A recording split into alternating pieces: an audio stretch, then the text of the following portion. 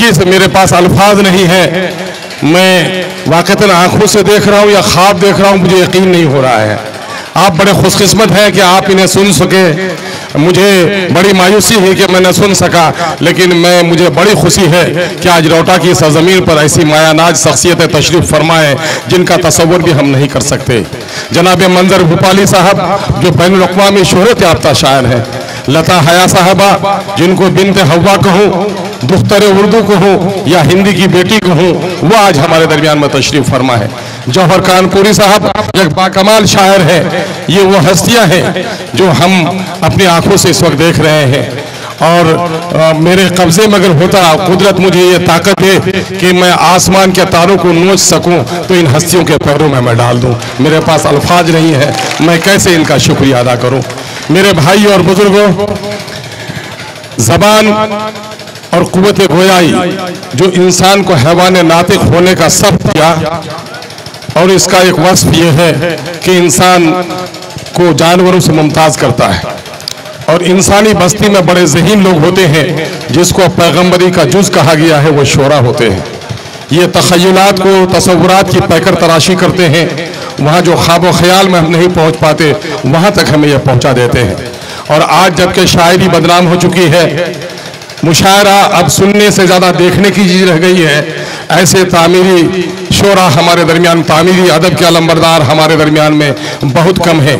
इस वक्त मैं आपको कहता हूँ कि उर्दू ज़बान में जो फसाहत व बलागत है, और उर्दू शायरी ने जंग आज़ादी में जो तहरीक जंग आज़ादी में इन्होंने अपना रोल अदा किया है, उसे तारीख़ कभी फरामोश नहीं कर सकती।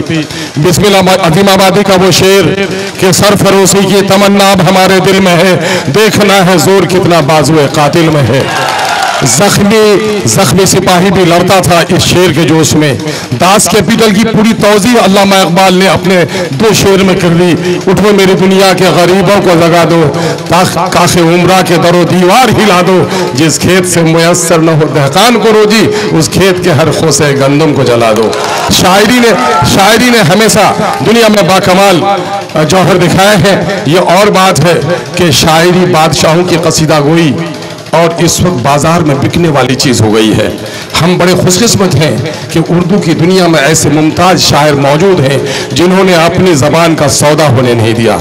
मैं अपने मुमताज़ शायरों से, चूँकि मैं यहाँ का खादिम हूँ और बिहार में उर्दू काउंसिल हिंद का मैं सदर भी हूँ, इसलिए मैं आपसे गुजारिश करना चाहता हूँ कि मेरी एक दर्द की आवाज़ सुन लीजिए। मैं तो अक्सर कहता हूँ कि माँ के दूध के कतरों का जो इंसान पर कर्ज है, वही मादरी ज़बान का भी कर्ज होता है। मैंने अक्सर कहा है, लाल किला के टूट जाने से तुम्हारी अजमत रफ्ता की एक निशानी टूट जाएगी।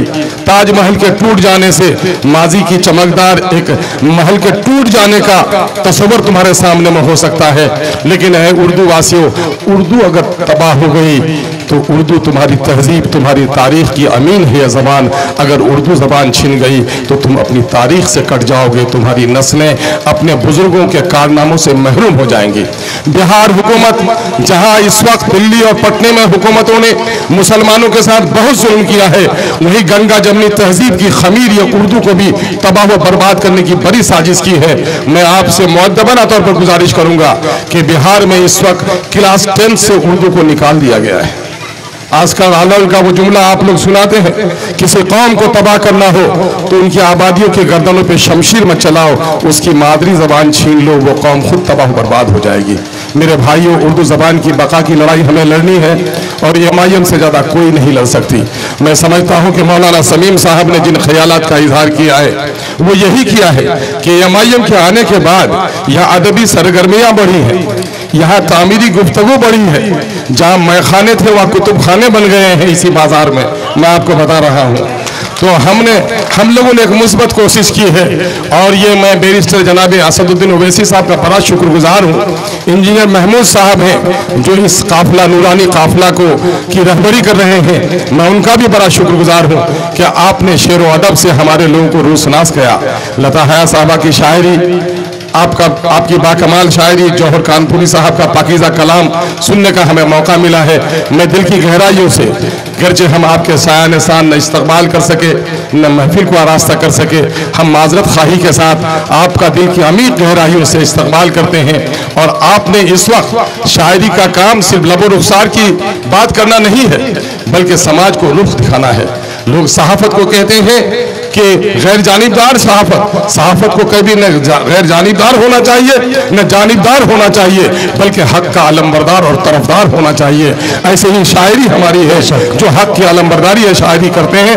मैं अल्लाह रब्बुल इज्जत से दुआ करता हूँ कि आपके कलाम में और पाकीज़गी अता फरमाए, आपके इश्तिहारात, तलमीहात, तस्बीहात को अल्लाह तबारक तआला और बुलंदी अता फरमाए, और उर्दू अदब पर आपका साया तादेर कायम रहे, ताकि नई नस्ल को अपनी अज़मत रफ्ता की कहानी आप सुनाते रहें। बहुत बहुत शुक्रिया। अस्सलाम वालेकुम, आदाब।